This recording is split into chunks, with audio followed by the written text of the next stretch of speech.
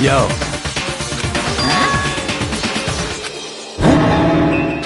Come on!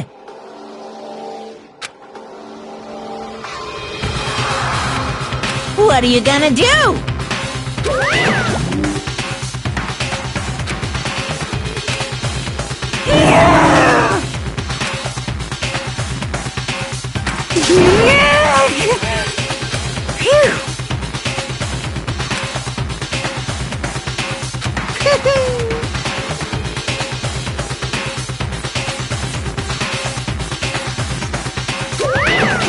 Let's go.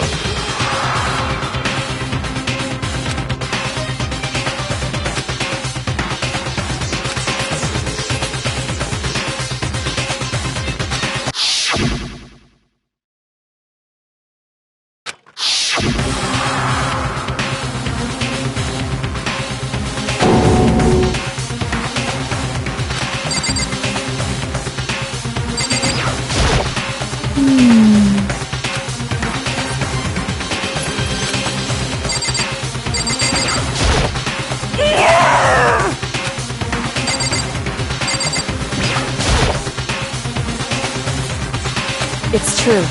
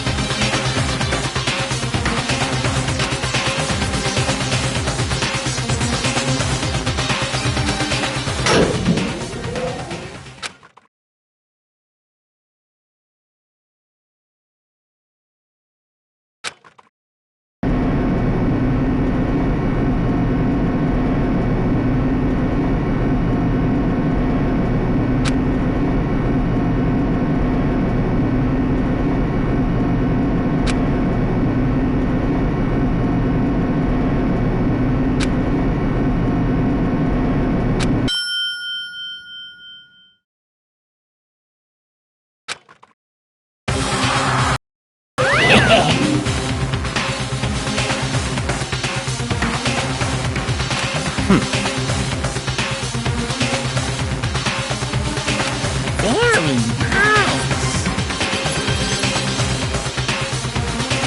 Well? Thrills, chills, kills!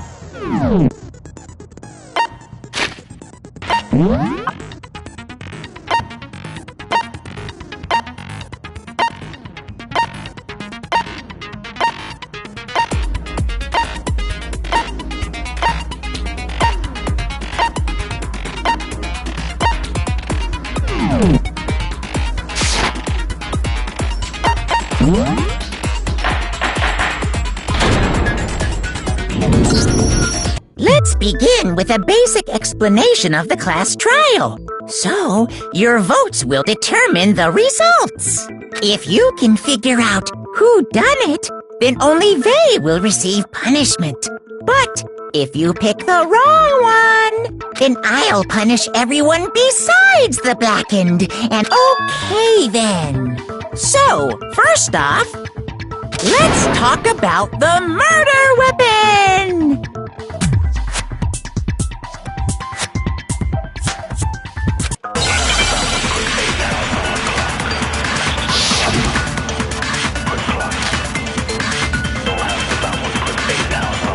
Chihiro's fatal injury. It appears it was a head wound. According to the Monokuma file, the killer used a blunt instrument. But what kind of blunt instrument could it have been?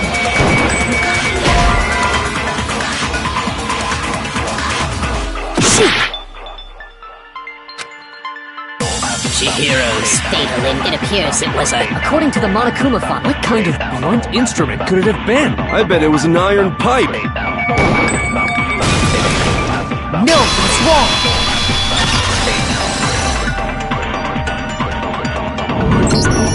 Can we agree that the object that dealt the fatal blow was the dumbbell, found at the scene of the crime? It was covered in blood, and there was nothing else at the scene that could have caused that kind of injury. And the wound on the victim's head is consistent with the shape of the dumbbell. As far as I'm concerned, there's no mistake and no room for doubt on this one. You looked at her head wound? Yay! That's so creepy! If you don't mind, I will proceed from here. Let's move on to discussion of the culprit. Although, I believe the criminal behind this heinous act is already quite clear. What? For real? Chihiro's killer is the fiendish serial killer, Genocide Jack.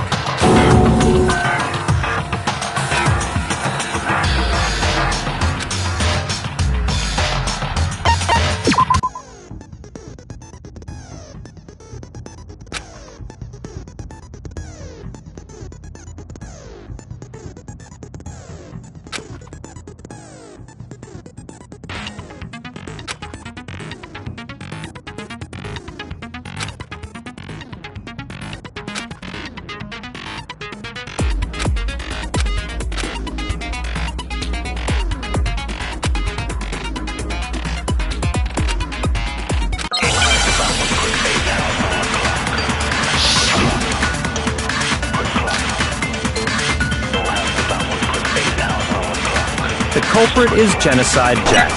I'm sure. Case closed, as far as I'm concerned. But that's impossible! Why? What makes it impossible? Well, I mean, come on! There's just no proof for it. Hey, so, speaking of Genocide Jack, I don't know who that is!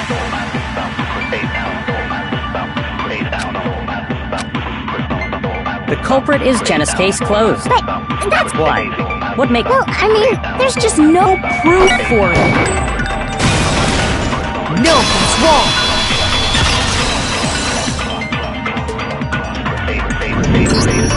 I might know one reason he could be involved. What? I found this file while I was looking around the archive in the library. I guess it's some kind of confidential file the police put together about the Genocide Jack case. What? That's kind of weird as shit, isn't it? What was something like that doing in the library? The why of it is probably more trouble than it's worth. So let's forget about that for now. More importantly, it outlines all the specifics of every Genocide Jack case in exceeding detail. According to the file, there appear to be two defining characteristics in every Genocide Jack case. The first is that a bloody message is found written at the scene of every murder. Oh, that's right. Boob lust. No. It's actually bloodlust. But more important is the other character. Never made public? What the hell is it? Why don't you tell them, Makoto?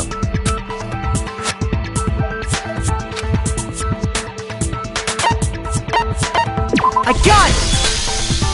Apparently, in every Genocide Jack case, the killer suspends the body in a certain way. Other than the killer, the only people who know about this are the higher-ups in the police department. However, Chihiro was most definitely suspended in the same way. So, how did the culprit know about this when only high-level police officials were aware of it? There's only one logical answer I can think of. It's because the culprit in this case is the real Genocide Jack. No fucking way! You're saying Genocide Jack is one of us? Yes, in fact, it's Toko. What? Genocide Jack's true identity is Toko Fukawa. You lie! What?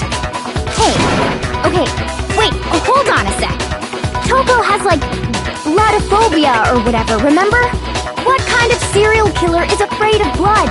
Is Toko Genocide Jack? The answer is yes and no. Another riddle? Man, why is this gotta be so complicated?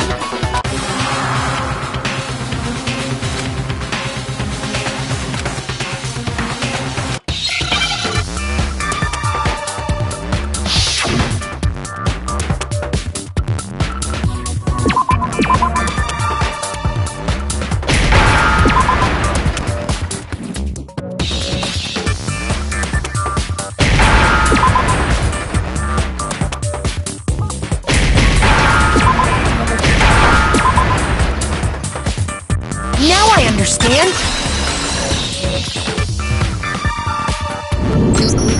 Is it because Genocide Jack has a split personality? Huh? I think I read that somewhere in the file, too. They thought that the suspect might have, what did they call it? Dissociative identity disorder. Oh, okay. But still, to go and say that about Miss Fukawa is... Perfectly acceptable. Toko's strange behavior after seeing the body is proof enough that she has a split personality.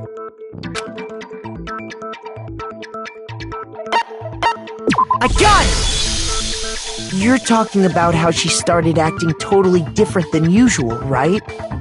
That's right. Think back. She fainted when she saw Chihiro's corpse, and then, when she woke up...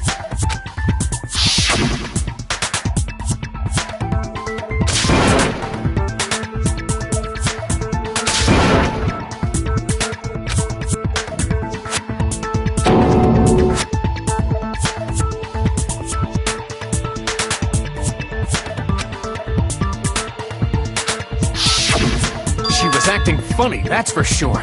That melancholy tone of hers completely disappeared. Don't go assigning adjectives to my tone without permission. Not to mention, once she regained consciousness and saw Chihiro's body again, she was utterly calm. In other words, within her is one personality that can handle blood, and one that obviously can't. So when Toko trapped herself in her room, it's because she was scared of Genocide Jack?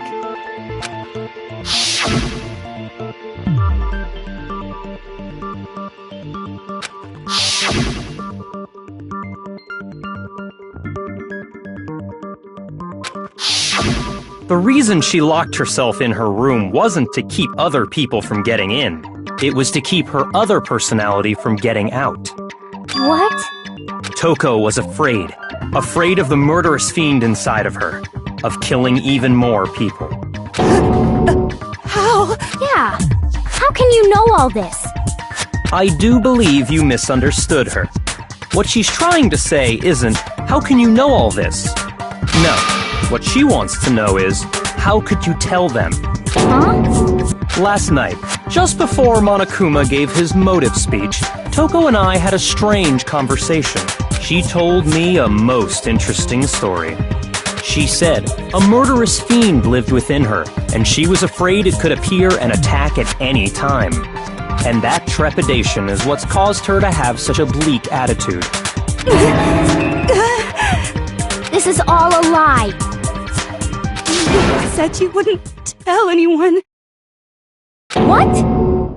You promised! I can't believe you lied! You have only yourself to blame. You came to me with your tragic little story. I didn't ask you to. This is the real world, not some romantic fantasy fairy tale. Besides, you broke your promise first. You said that as long as you were here, no matter what, you wouldn't let Genocide Jack kill anyone. But in spite of that promise,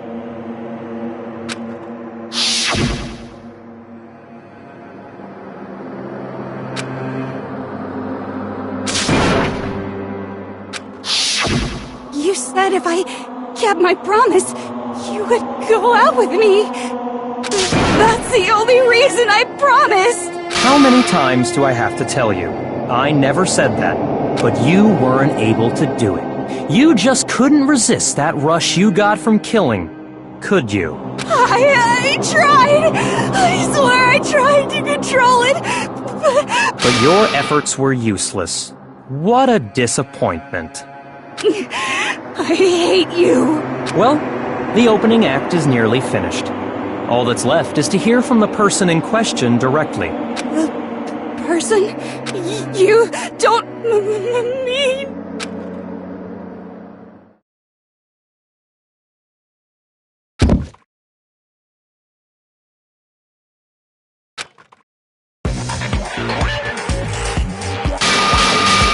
Well, hello there! Is it me you were hoping to see? What the heck? whatever. What are you gonna do? I'm the ultimate murderous fiend, Genocide Jack! Or better yet, let's go with Genocide Jill! What the fuck is this? Toko, what happened to you? Not Toko, that's a loser name, and what happened is a textbook split personality. So what if one of them happens to be a serial killer? You should turn a blind eye to one's faults. So intense. Like they say, sound in murderous mind, sound in murderous body. This one is so different from the one we've come to know. Yes, well, the world is composed of a front and a back, you know. Just like how every inning has a top and a bottom, or how in the depths of every truth lives a little lie. Behind every dark and gloomy soul lives another that shines as bright as the sun!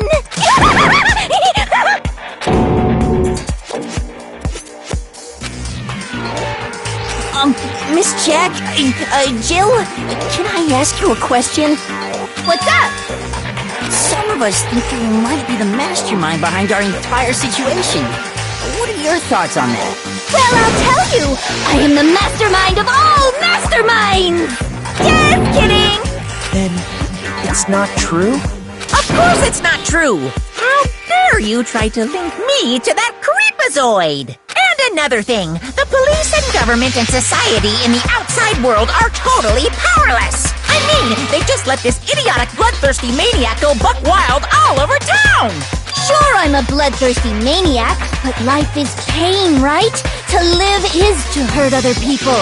It's a necessary evil if you want to survive. The act of living itself causes pain for everyone. Just kidding again! This should be enough to convince you. This murderous fiend is responsible for Chihiro's death. There's clearly a motive, so there should be no doubt. A motive? Remember what Monokuma told us? If someone didn't murder and graduate within 24 hours, an embarrassing memory or secret would be revealed. Well, let's assume that Toko's secret was about Genocide Jack. If a secret like that came to light, Toko's life would have undoubtedly been forever ruined. So she had a very clear motive to never have that side of herself exposed. Interesting. Very, very, very interesting. But sorry, as much as I hate to admit it, I'm not the culprit. But I cannot imagine anyone other than you could murder someone in such a bizarre fashion. Maybe so, but nevertheless, it's the truth. Do you really expect any of us to believe you? Yeah. I could never believe a word you say, you monster!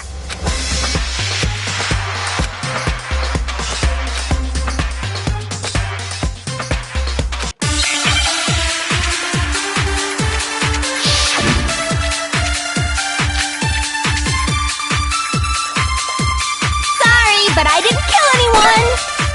You say that, but do you really expect any of us to believe it? Perhaps if you had an alibi, that would change things.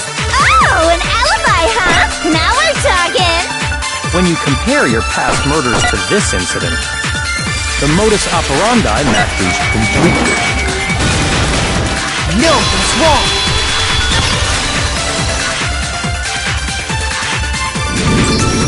Are the methods of murder really exactly the same? I'm not so sure about that. I think there's a slight difference between the Genocide Jack cases and this one. Huh? How's it any different? Uh-oh, you don't know? Well then, human garbage, let me tell you!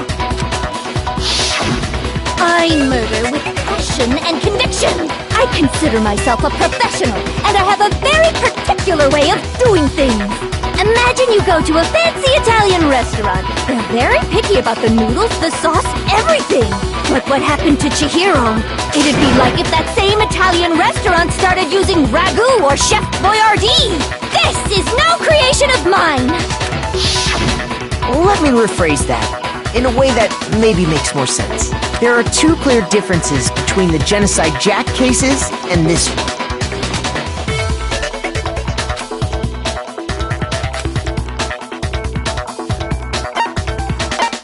I got it! For one, the cause of death is different. In the Genocide Jack murders, all the victims were killed the same way. According to the case file, they were all apparently killed with a pair of scissors. But Chihiro died from a blow to the head, right? Ah, yes. That is remarkably different from the other murders. Wouldn't it be strange for someone who kills the same way without fail to suddenly change their method? And there's more. One more conflicting detail. That's right! In my recipe of murder, if the bloody message is the tortellini, then the arrangement of the body would be the pesto sauce! Would you please stop comparing killing people to cooking? So, are you saying the other difference has to do with how the body was arranged?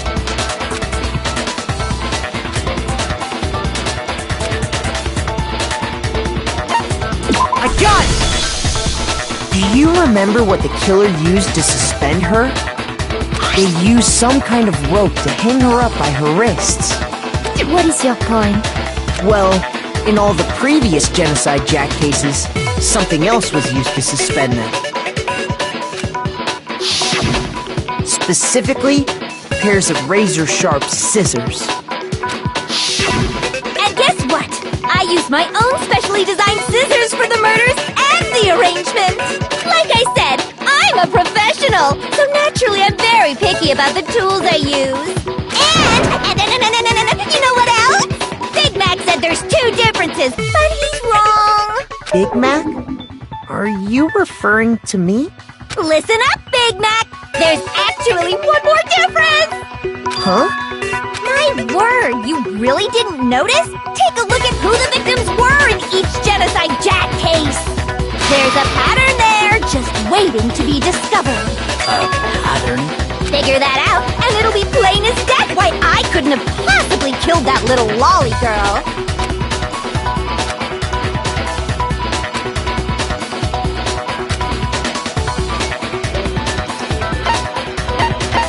I got it! Is it because Chihiro was a girl? Bingo! Bullseye! Right on the money!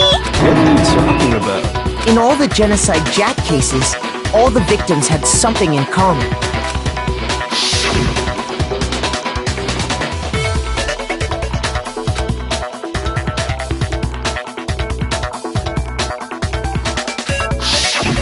They were all guys? That's right! The people I kill with such passion and conviction are all adorable little men! I can't believe I said it! I'm so embarrassed! The hell is wrong with you? I can't help it! I'm just a full-throttle boy-on-boy fangirl, and the mopey side of me just hates it. But now I'm on the fast track to becoming a full-fledged fan madam! So, since Chihiro was a girl and not an adorable little man, you wouldn't kill her? Would an Italian chef suddenly start making ramen just because they're both noodles? Don't be stupid. I have too much passion and conviction to cross that line. That's the absolute reality of the one and only. We get it. You've clearly explained your hobby and your philosophy. But that's not all there is to it. It's a different matter entirely. When you're forced to kill in order to survive. Quiet, lowly cur! Lowly? Cur? I would never kill for a reason as petty as mere survival. And if by some fluke I did kill to survive, why would I bother with the message and arrangement?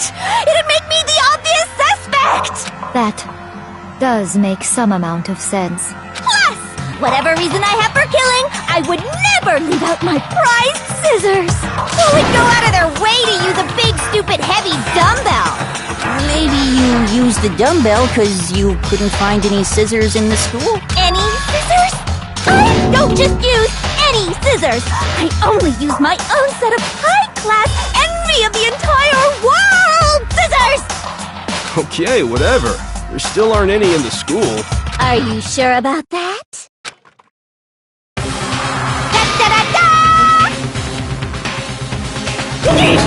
She's fully equipped! That's right! So I can kill anywhere, anytime! Why would I resort to dumbbells or rope when I have my trusty scissors by my side? Go ahead, tell me I'm wrong! You can't, can you, gutter dogs, all of you! Not to mention, I have no clue how to tie a good knot! So rope's totally out of the question anyway! I have no idea what's going on anymore! Could such a heinous villain really be innocent? But the body really was suspended, right? And nobody but the police knew about that. Yeah! That's why we figured it had to be the real deal, and not some copycat killer or whatever.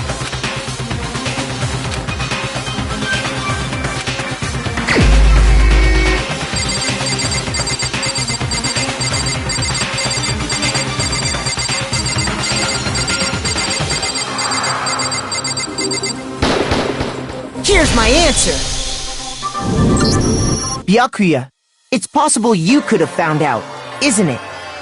You'd have no problem gaining access to classified government documents or internal police records. Plus, you'd already looked through the Genocide Jack file before this all happened, hadn't you?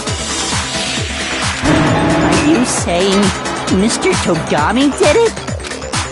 Then, the reason he pushed the theory of Genocide Jack being the killer so hard was because he wanted to pin the crime on her. So, he rearranged the scene to disguise it and make it look like I put my stamp on it! The adorable glasses man was behind it all! Oh, I'm on fire! Well, Byakuya, what's your response? I see. So now the suspicion falls on me. Then I must ask, when would you say I began acting suspicious? Surely you must have an answer. Looking back and thinking about it now, the way you were acting right before we discovered the body was a little strange.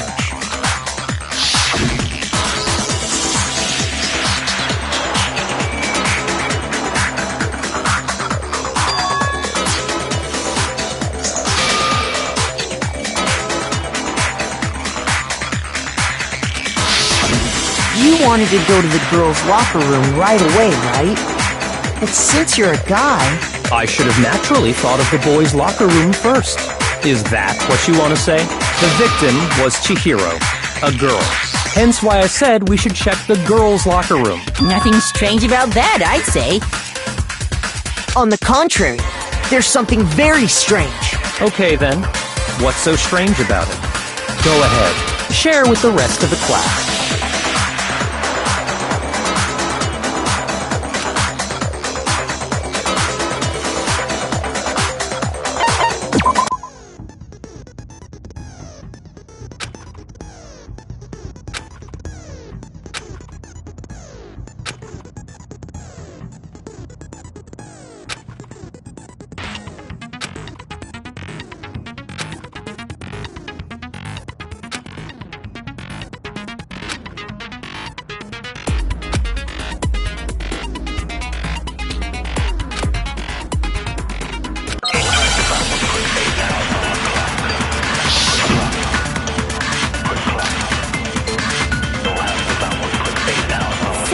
You said Byakuya was acting kinda weird before we found the body. But he was acting weird... how? If you're presented with the opportunity to check out the girls' locker room, you absolutely take it! That's a natural reaction for any guy! The victim was Chihiro, who was a girl. So of course I would suggest we check the girls' locker room first. There was no time for pointless distractions. What's so strange about that? I wish you'd taken me with you.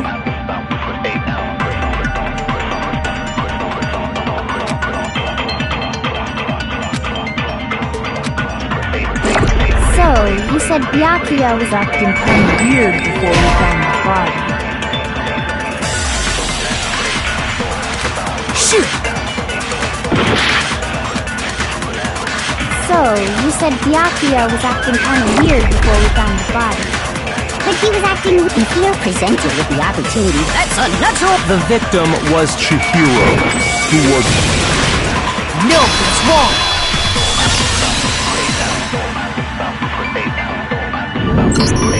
I'll tell you what's so strange about that, because up until we actually discovered the body, we couldn't have known who the victim was. So your claim that you went to the girls' locker room first because Chihiro was the victim doesn't hold up. I see. That's a good answer, I must admit. Interesting. Very interesting indeed. Huh? What's wrong? Is that it? Surely you've got more than that. Go ahead. Show us.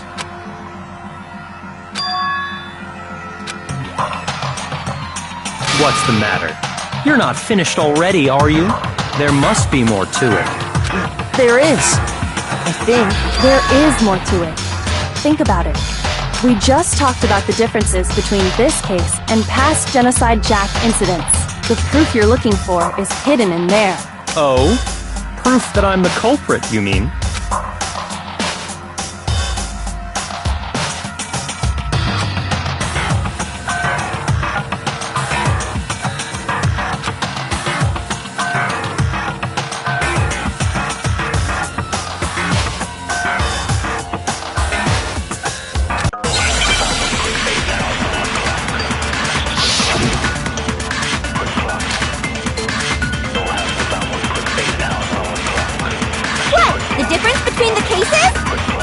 You want me to explain it again? When I want to kill, I use my very own special scissors. And I use those same scissors to arrange the bodies. But Chihiro was suspended with... It was some kind of rope. Was it not? That's right! It absolutely was! Then there must be something very fishy indeed about that rope. Hey, Byakuya, where'd you get it from, huh? I'd never seen that rope before in my life. Obviously, somebody else must have had it hidden away somewhere.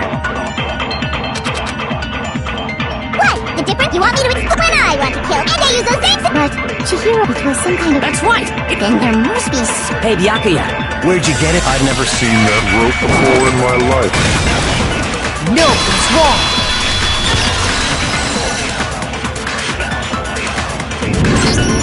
Actually, I'm pretty sure you have seen it before. Because, you see, that rope, or should I say, that extension cord? What? An extension cord? Byakuya, you've used the extension cord in the library more than once, haven't you? And the same extension cord that was in the library all this time went missing after the murder. And there's no way someone who uses that extension cord as much as you do wouldn't discover that fact. And Byakuya must be the one who took the extension cord. I can't imagine any other possibility. That's really what you think? Then your conclusion is something like this? I killed Chihiro in the girls' locker room, then hung her up and wrote that bloody message. I intentionally made it look like Genocide Jack was behind it. Is that about right?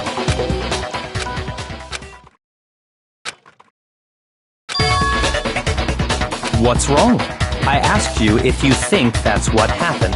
Hell yes, that's what happened. So that's it, right?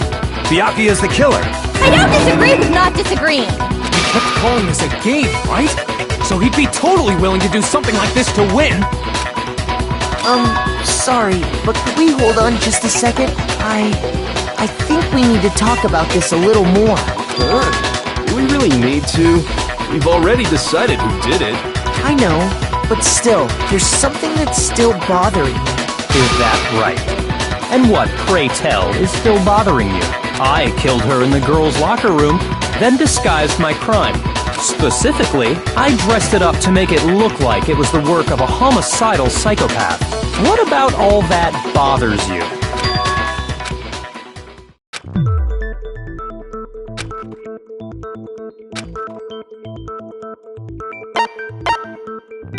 I got it!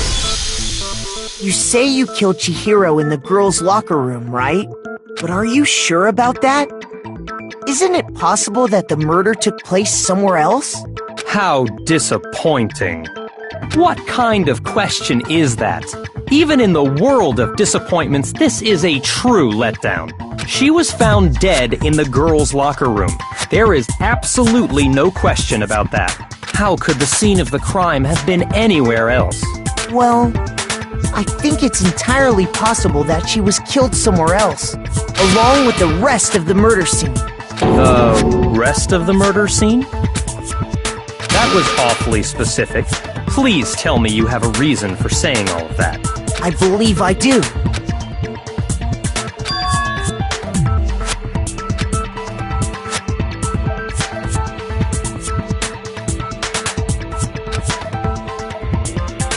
Hey! Don't just move on without permission! What do you mean she was killed somewhere else? Come on, Makoto. If there's any chance the murder took place somewhere else, let's see the proof.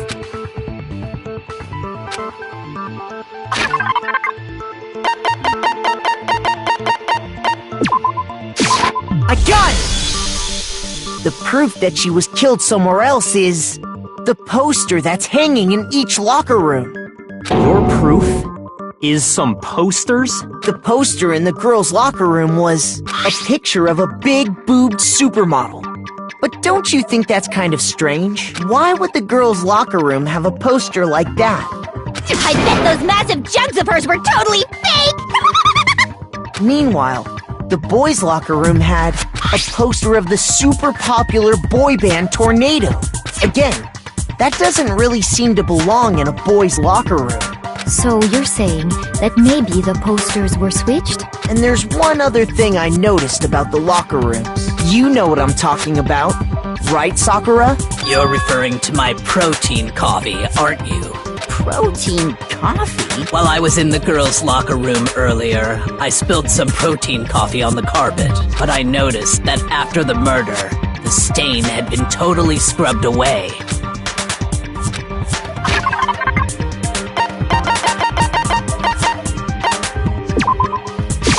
I got it! The stain on the girls' locker room carpet wasn't scrubbed away. In fact, I found it on the boys' locker room carpet. That's definitely the stain from my protein coffee. Then, does that mean that the carpets were switched too? But why would anyone do that? To move the murder scene from one locker room to the other. It's certainly plausible, don't you think? What? In other words, in order to completely swap the scene of the crime, the blood-stained poster and carpet were moved along with the dead body. By doing this, the killer was able to change the entire room where the murder took place. I can certainly follow your reasoning, but why would the culprit bother doing that, huh? Why would they go through all that trouble of switching the scene of the crime? Actually, an even bigger question. If the murder did take on, how did Chihiro get in the boys' locker room in the first place? To get into the locker rooms, you have to swipe your e-handbook across the card reader device. But Chihiro's handbook should have only allowed her access to the girls' locker room. She had no way to get into the boys' locker room to begin with. No, she did have a way, and I can tell you what it was. I highly doubt that. Shut up! I'm telling you, I know how she could have done it.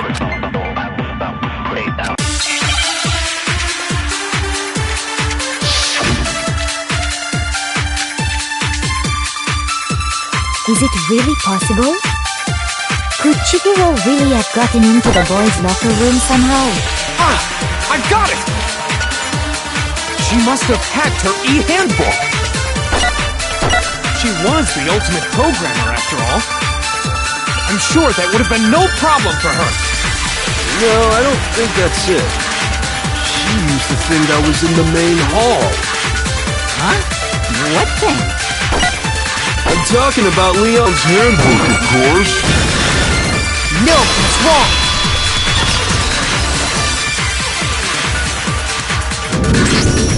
No, I don't think Chihiro used Leon's handbook. Why not? Because Leon's handbook was broken. Oh. Well, then, yeah, I guess that'd be pretty impossible, huh? I am struck silent by how quickly you gave up.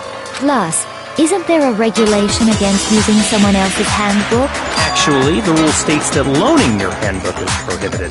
It says nothing about borrowing one. In other words, you could borrow a dead person's handbook all you want, and you'd be safe. Yup! Hit the nail square on the noggin! Of course, if it were broken, that wouldn't make any sense anyway. So then, she must have hacked this, like I said. She used her ultimate programmer skills and... Psst! You can't fix an e-handbook! The instant you open one up, a security buzzer starts blaring! So, if she didn't use Leon's handbook, and she didn't modify her own handbook... Maybe Mr. Naegi's initial assumption is just... wrong? It seems like there's no way she could have got into the boys' locker room.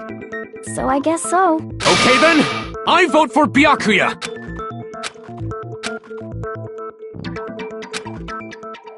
Hold on a second. I agree with you, though. I think you're on the right track. What the? You finally decide to open your mouth and that's what you've got to say? There's no way she could get in the boys' locker room, right? So... Why are you so sure she couldn't get in? There's still one other way she could have gained access. What? What are you talking about? What other way is there? Well, to explain that, why don't we take a little break from the trial? I'd like you all to come see something. Wait! Just what do you think you're doing? Don't worry. This'll make the whole trial more exciting. I'm sure that thought must please you. Huh? It'll make things more exciting? Well, alright then. I declare an official class trial recess. For real? Now then, what is it you want to show us? It better not be boring. Oh, I have no doubt it'll meet your lofty...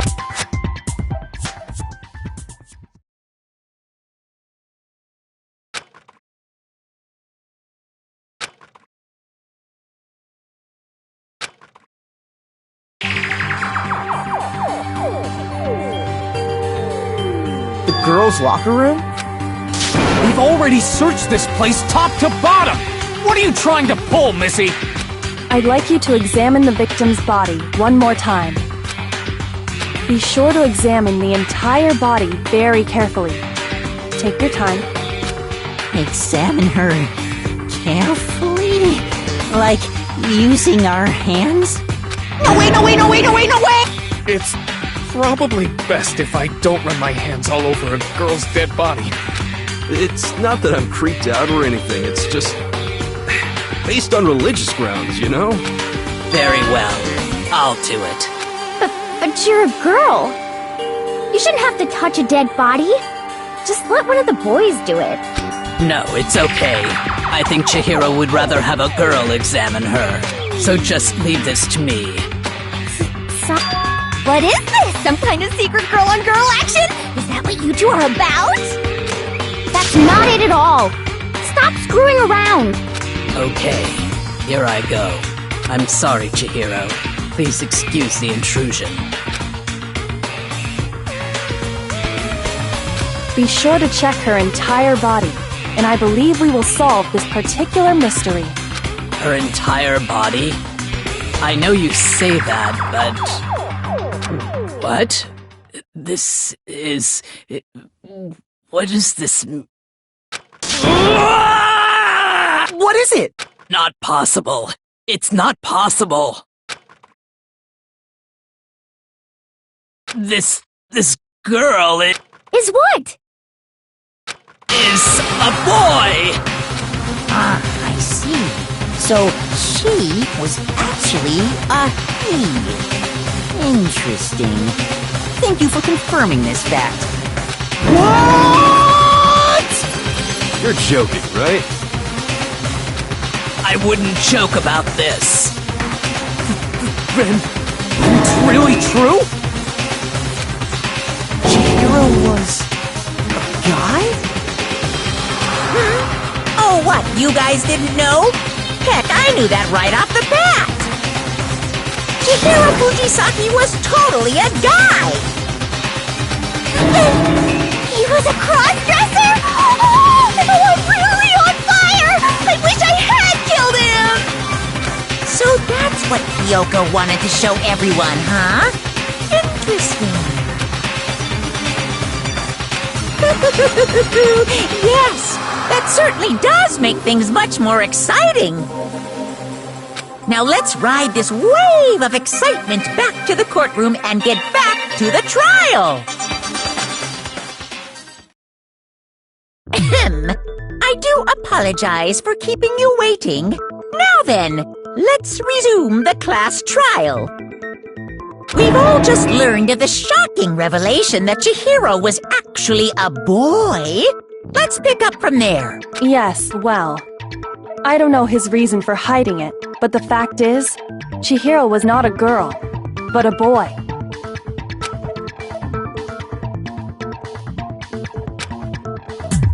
And because the victim was male, he would have had no problem gaining access to the boys' locker room.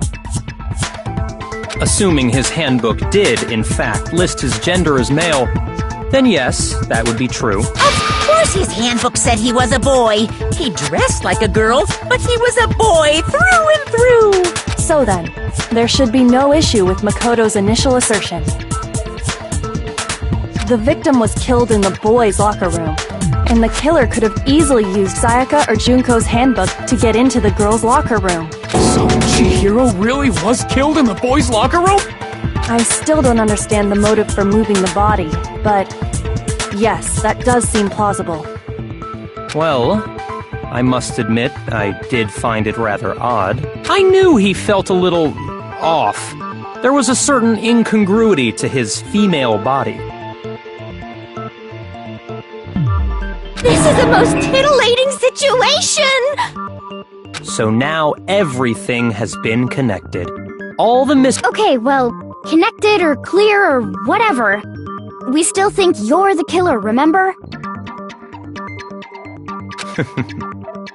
Very interesting. This has become very interesting indeed. He's off in his own little world. What about you, Makoto? After everything we've learned, do you still think Byakuya's the killer? Well, without a doubt, Byakuya is the one that made Chihiro's death look like Genocide Jack did it. But I think he might not actually be the killer after all. What? But aren't you the one who accused him in the first place? He just seems to be too easygoing about all this. Like he's enjoying us solving the mystery. The way he's acting, it makes it seem like it doesn't have anything to do with him. And you think that might be because it doesn't have anything to do with him? Plus, the evidence he left behind was a little too... how can I put it? Overt. He consciously chose to use the extension cord, knowing it could connect him to the murder. At least, that's how I see it. And Byakuya, when you found out the murder took place in the boys' locker room, it seemed to rattle you. And then again when you found out Chihiro was actually a guy. If you really were the killer, that stuff wouldn't have had any effect on you. So that's your thinking, huh? Well, it bothers me that you don't have more concrete reasons, but it's fine. I guess I'll mark it as correct for the time being. Mark it as... He's right. I am not the culprit. I just happened to come across the corpse in the girls' locker room and decided to alter it. Are you fucking with us right now? No, I am not effing with you right now. I'm telling you the truth. Well, I find it very hard to believe! Go ahead. Find it very hard to believe. You're free to be executed along with the rest of us. If you're really telling the truth, then... why? Why do you do that to his body? My reasons hardly matter right now. Uncovering the culprit is much more important, wouldn't you say? Now then, if it wasn't me, who was it? Well, I don't think I can say for sure without talking about it a little more. We're seriously gonna keep going? We're all good, aren't we? I thought it was clear Byakuya did it. No, I'm with Makoto. If there's any doubt whatsoever, we need to explore every possibility. Because if we're wrong, we all die here. That's true. Very well then. I'm with you too. Damn straight. Count me in. Do you not have a mind of your own? Of course I do. What am I, an ant or something? Anyway, let's discuss this all as a group one more time. We still have time to make our decision. That's very true. Our lives are all on the line. Excellent. Then shall we resume our game of...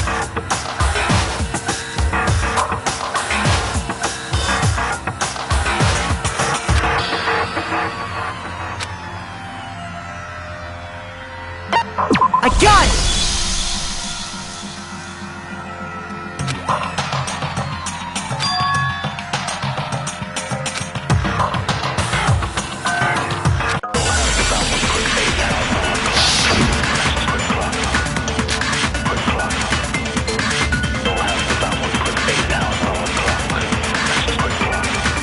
Isn't there a single clue that might lead us to who did it?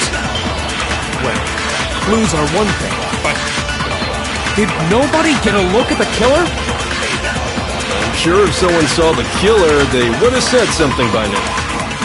Perhaps someone saw the victim at some point. Even that might be enough for now. Yeah. All we need right now is any kind of new info. It's over. It's all over.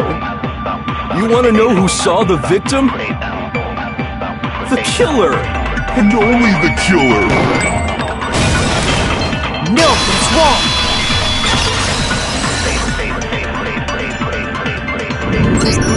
I believe someone else did see the victim before he was murdered. What do you think, Celeste? Now that you mention it, yes, I did see him. Really? Oh, but I suppose only Makoto knows about this. The rest of you had no idea, did you? That is why you're all making such ugly noises. Whatever! Just hurry up and tell us! It was last night, right before nighttime. I saw Chihiro in the dormitory warehouse. I saw him stuffing a track jacket into a duffel bag. And then, I assume, he headed off to exercise. A track jacket and a duffel bag? But we didn't find anything like that at the murder scene. It seems likely that the culprit destroyed them to get rid of any evidence. And that is when he said something that struck me as rather odd.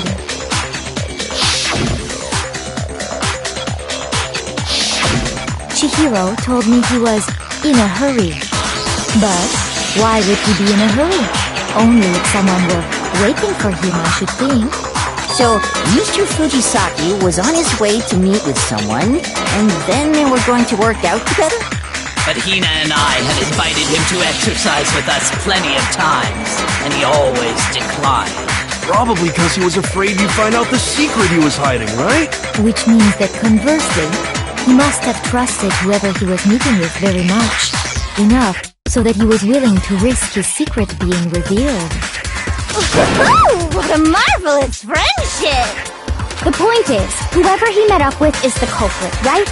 So we just gotta figure out who it was. But knowing what we know, I can't even guess. No. You already have what you need to make the connection. Huh? You know who the killer is. Seriously? Who is it? Who's the killer? Think back to the track jacket and duffel bag the killer disposed of. Focus on the details of these items, and it should become obvious who was waiting for him. Are you sure about that? You really think we can figure out who did it based on 2 pieces of evidence that we don't have? What? You want to track down some fingerprints or something? Even if we had the equipment for that, we wouldn't know how to use it. As was noted, the evidence is already gone. There's nothing to get fingerprints from. Maybe, but we can make certain inferences if we just take the time to talk it out. Easy for you to say, but fine. Celeste, did you notice anything special about the bag or jacket? The bag was just a normal duffel bag from the warehouse. All the bags in there are the same, so I can't imagine what would make that one special. Well, if I remember right, there was a decent variety of tracksuits to choose from. Do you think there might be some connection between the culprit and Chihiro's jacket? Perhaps. Let's explore that and talk a bit more about the jacket he took.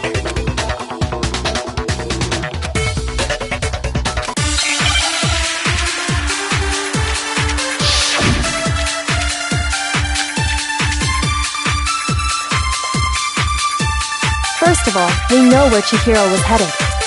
He was on his way to go exercise.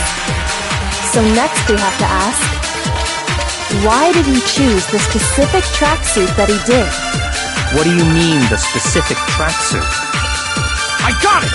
He picked that tracksuit because it matched the one the culprit was wearing. So, what you're saying is, the killer was wearing the same blue tracksuit as him? No, that's wrong!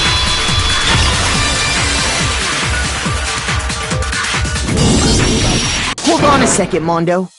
What did you just say? Huh? What'd I say? When Celeste testified a few minutes ago, she said...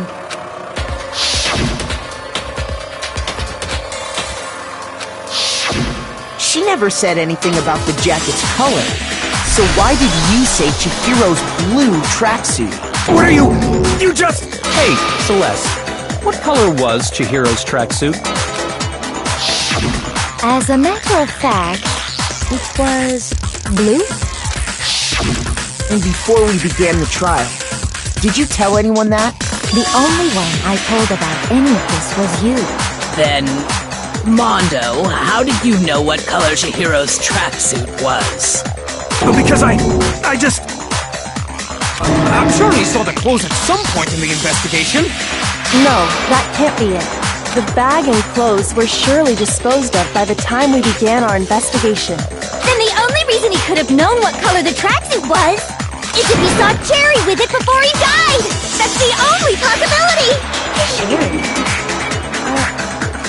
Are you talking about Chihiro? So, how about it? Did you see the tracksuit or didn't you? Just by chance. I just happened to see it last night. He walked past me, and he was carrying the tracksuit in his hands. No, that can't be it either.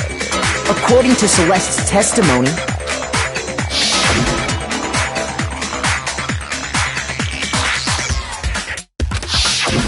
When Celeste noticed it, Chihiro made a point of making sure the jacket was completely in the bag. If you just ran into him briefly, you couldn't possibly have seen what color the tracksuit was. It would appear you dug your own grave. Perhaps. But you handed him the shovel, didn't you? That's why you said what you did. Focus on the tracksuit and it'll be obvious who he met with? What a bunch of nonsense. Ah, now I understand. It was all one big bluff, wasn't it? Your true intention was to draw a slip of the tongue from the culprit. That's why you said you knew who did it, to put them on edge. That's right. However, Mondo was my target all along. I had my suspicions about him from the very beginning. But why? What made you so suspicious? That's a good question. There was a certain turning point that tipped me off. Maybe you didn't notice it, Mondo, but you tend to refer to men and women differently. You only call guys dude. For girls, it's chick. And after he was killed, you happened to refer to him as dude. Once I picked up on that, it occurred to me that Mondo knew something we didn't. You didn't notice such a tiny detail? Are you a witch? She's a witch! You're positively frightful! No, I'm not the frightful one. Not nearly as frightful as someone capable of murdering a friend. Mondo, was it really you? Did you really kill Chihiro? I didn't kill anyone! You've been all over me, judging everything I say, putting words in my mouth. What gives you the right to treat me like a goddamn criminal? Yeah! He would never do something like that! This is a false accusation! It's true.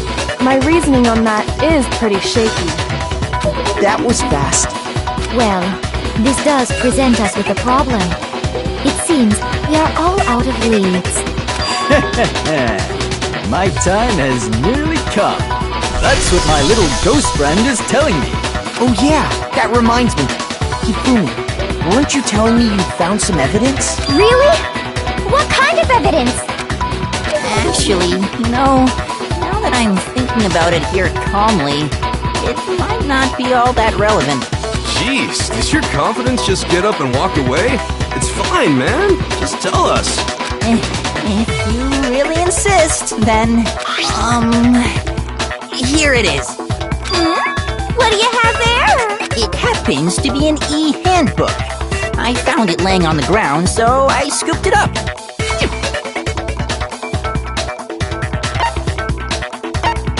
I got it! We know Chihiro's handbook was missing from the scene of the crime, right? For a fact. For a fact indeed. I was totally sure I'd found it. Then it must hold some clue about the culprit, right? Well, that's what I was hoping. but it's busted. It won't even turn on. I imagine the culprit broke it to get rid of any evidence after the murder. That's odd. I didn't think the handbooks were quite so fragile. You're right. They're not. They're totally waterproof and shock resistant. It would take an awful lot to break one. And yet, this one does appear to be broken, as is Leon's, sitting useless in the main hall. For all your confidence, that is a remarkably high failure rate. Do you think there might be some kind of mystery in there somewhere? How precisely did the handbooks get broken? I got it! You already told us before that the handbook has one weak point, didn't you? Yeah! You remember that? Sure, maybe I let that slip. But I never told anyone what the weak point actually was. But if the handbook is supposed to never break, and two of them broke in quick succession, then we can only assume that someone's figured out its weakness. You know what the weakness is, right, Monokuma?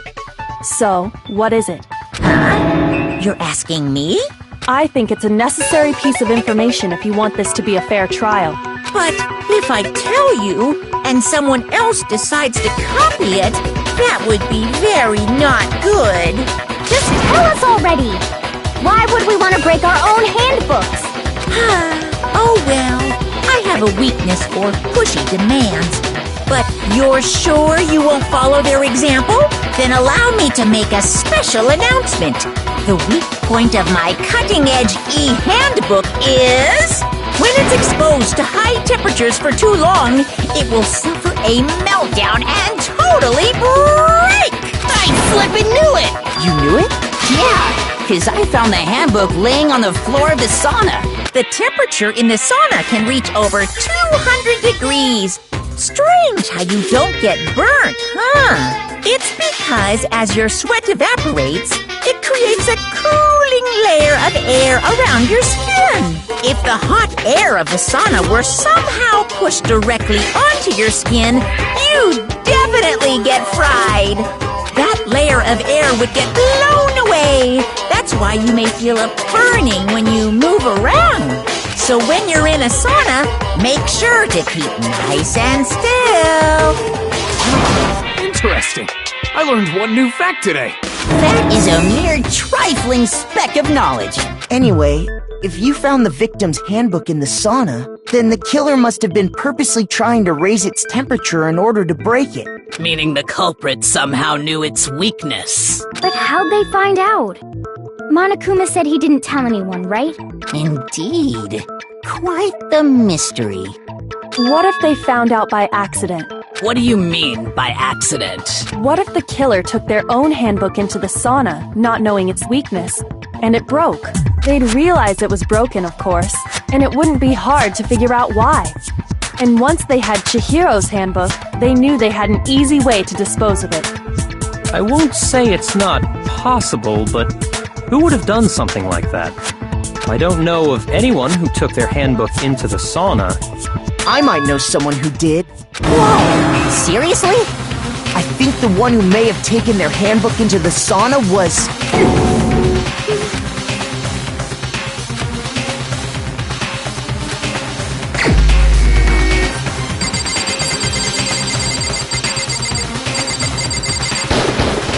Here's my answer!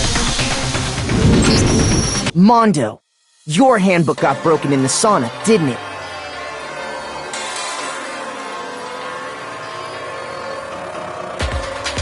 What? Why do you keep accusing him? Mondo and Taka had an endurance contest in the sauna not too long ago, remember? And for the contest, Mondo just so happened to keep his school uniform on. But little did he realize, he'd also left his handbook in one of his uniform pockets. And when it was all over, Mondo discovered that taking your handbook into the sauna could easily destroy it. No, wait, hold on! You've got it all wrong! He would never kill! I don't accept this! Show me the proof! The actual solid proof!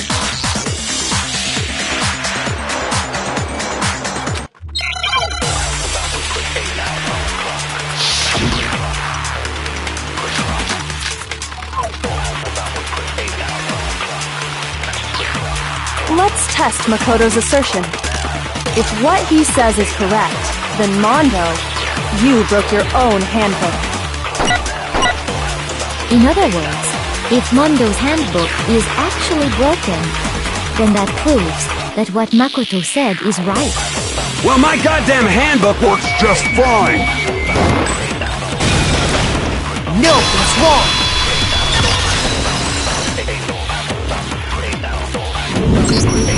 Mondo, the handbook you have right now, is it really yours? The fuck is that supposed to mean? The broken handbook that was in the main hall, isn't that one actually yours? What the heck are you talking about?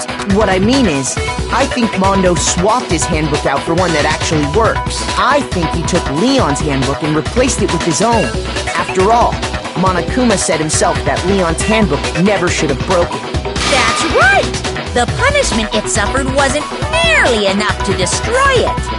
So then, the broken handbook in the main hall is actually Mondo's, which would mean that the handbook Mondo has right now is actually Leon's, yes? But doesn't that violate the school regulation that says loaning out your handbook is prohibited? Well, here's how I look at it. There is a rule about loaning your handbook to another student, but if they're dead, they're not a student. It's kind of a gray area, I admit. But no worries. If anything, it just makes things more interesting. As such, I decree that exchanging handbooks with a corpse is not a violation of the rules. Well, Mondo, if I'm wrong about this, you're welcome to say so. I'm happy to admit I made a mistake, but... Son of a bitch! What's wrong, bro? Come on! Tell him he's wrong! You are wrong! You have to be wrong! Everything you just said is wrong! You made it all up! Okay, then why don't we look back on this case one more time, from the beginning. That way, everything will become clear, and we'll all see if I was right or wrong.